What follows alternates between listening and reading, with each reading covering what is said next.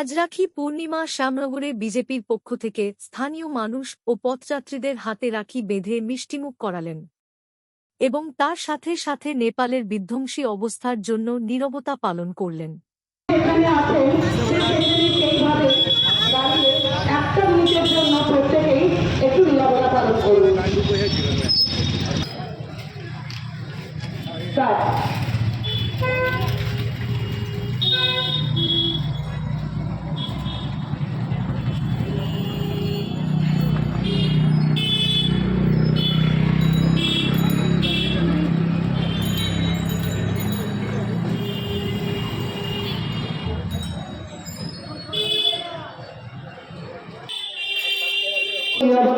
মাধ্যমে প্রচুর অসংখ্য মানুষ যারা নেপালে এই প্রাকৃতিক দুর্যোগের জন্য আমরা প্রার্থনা করলাম তাদের আত্মার শান্তির কামনার জন্য এবং অসংখ্য ধন্যবাদ।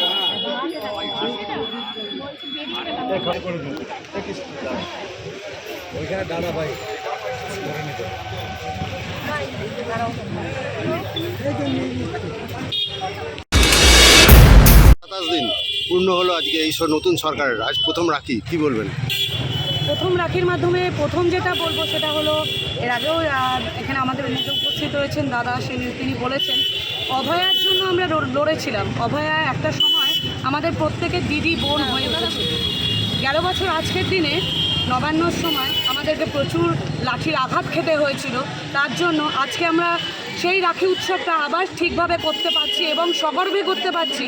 এবং সবার আগে বলবো যে আমরা হিন্দু, আমরা সেই হিন্দুর যে আমাদের পরবটা রয়েছে, আমাদের যে হিন্দুদের যেই অনুষ্ঠানটা রয়েছে রাখি পূর্ণিমা, সেই অনুষ্ঠানটাকে আজকে আমরা সাফল্যভাবে চলতে পারছি।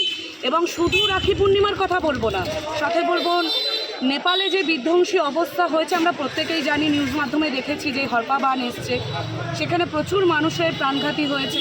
যেহেতু এটাই একটি প্রাকৃতিক দুর্যোগ এবং তাদের জন্য আমরা এখানে নীরবতার পালনের মাধ্যমে তাদেরকেও প্রার্থনা করেছি যাতে নেপালের আবার সাধারণ পরিবেশে, আগের মতো পরিবেশে তারা ফিরে আসে।